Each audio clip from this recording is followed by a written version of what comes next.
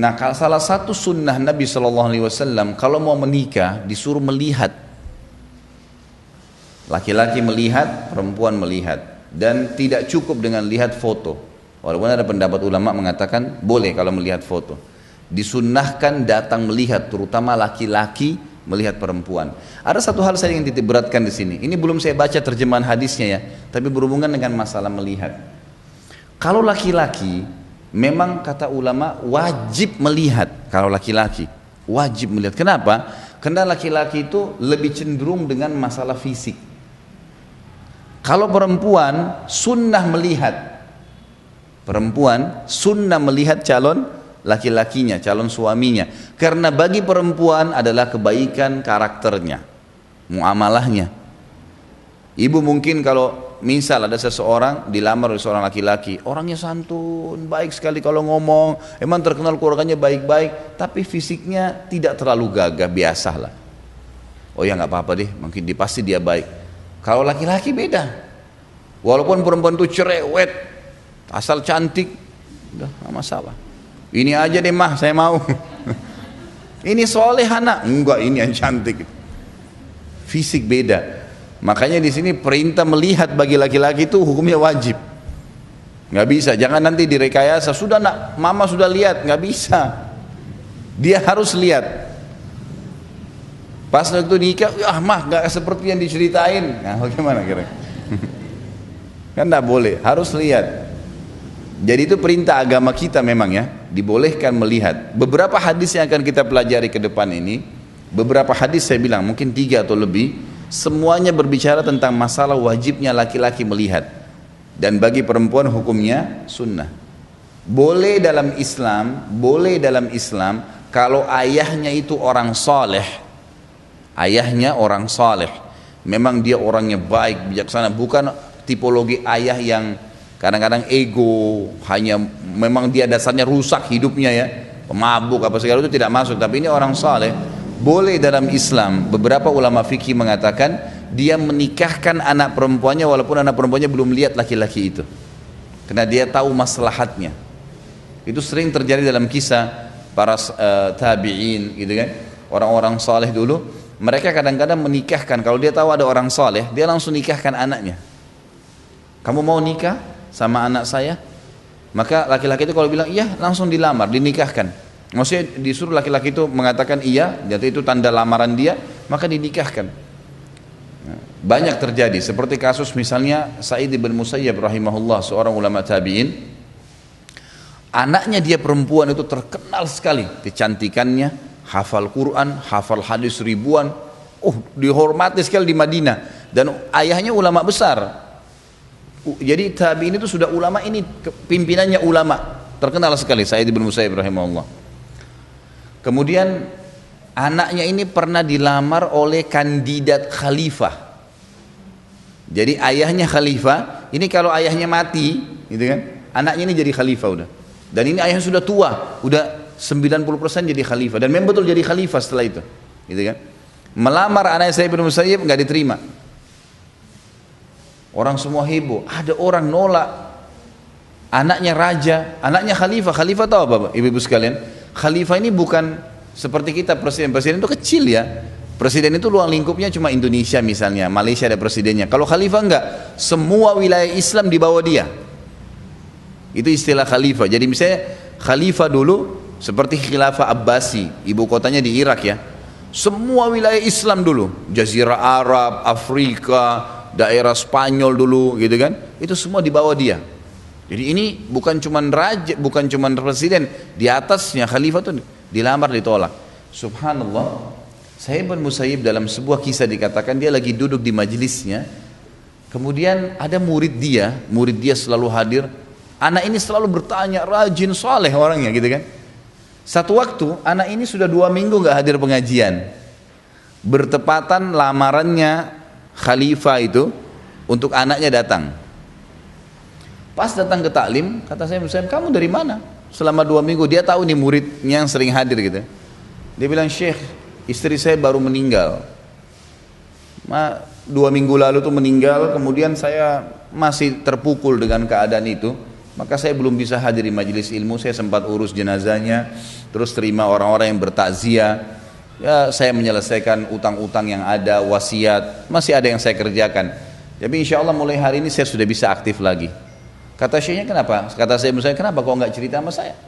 Mungkin saya bisa bertakziah juga. Dia bilang, Syekh, saya nggak mau sibukkan anda seorang alim yang mungkin sibuk dengan ilmu. Untuk apa sibuk dengan keadaan saya yang, maksudnya saya orang biasa lah gitu kan. Kata syekhnya, saya bilang, apa kau mau menikah dengan anak saya? Dia tahu ini muridnya dia baru meninggal istrinya gitu kan. Apa kau mau nikah dengan anak saya? Kata dia, Syekh, apakah anda tidak salah memilih saya? Saya sekarang seorang duda, baru istri saya meninggal gitu kan. Saya orang miskin, nggak punya apa-apa. Memang dia belum punya anak dari istrinya meninggal. Tapi saya tidak punya apa-apa. Saya hanya seorang penuntut ilmu yang hidup seperti anda tahu. Kata saya tidak ada masalah. Kalau kau mau, saya nikahkan kamu. Dia bilang, saya mau, Syekh. Dia tahu siapa ini calon mertuanya gitu kan. Langsung pada saat itu saya panggil 2 saksi, ya, disuruh dia keluarkan apa yang dia miliki dari mahar. Nanti kita pelajari ya, mahar itu boleh kalau orang miskin sekali boleh dengan ayat Al-Qur'an. Dan ukurannya itu sekitar 20 ayat. Nanti diajarin ke istrinya kalau orang miskin. Tapi kita lihat pelajaran dari kisah ini, bagaimana Sa'id bin Musayyib jeli memilih anak mantu, bukan dari masalah uang, dan bisanya ya yang didahulukan adalah agamanya, dan bagaimana seorang ayah dalam Islam boleh menikahkan anak perempuannya walaupun anak perempuannya tidak melihat, asal syaratnya satu, memang orang ini ayahnya orang saleh, memang dia tahu maslahat buat anaknya gitu kan. Maka yang terjadi, keluarkanlah apa yang dia miliki dari mahar beberapa dirham, lalu dinikahkan oleh saya nikahkan kamu dengan anak saya si fulana gitu kan, dengan mas kawin yang sudah disebutkan. Lalu dia bilang, saya terima nikahnya, selesai. Orang ini muridnya cerita, dia bilang, saya ini nggak percaya, saya nikah. Kata saya, menurut saya baiklah, sebentar nanti saya akan menyampaikan kepada istrimu di rumah. Dia pulanglah, disampaikan kepada istrinya, dan dia bilang kepada anaknya, nak, ayah sudah menikahkan kamu sama murid ayah si fulan, dan kamu sudah jadi istrinya. Anaknya karena juga penuntut ilmu, faham agama, dia tahu ayahnya nggak mungkin pilih salah. Dia bilang, baik ayah, sudah.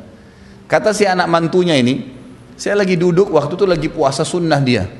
Dia bilang, saya lagi puasa Kamis, terus mau buka puasa. Begitu azan buka puasa, saya mengambil beberapa kurma yang saya miliki dengan segelas air. Lagi azan tuh, lagi buka puasa, tiba-tiba ada yang ketuk pintu. Dia bilang, saya tanya, siapa? Maghrib nih, kok ada yang ketuk pintu? Lalu yang di depan pintu bilang, saya Said.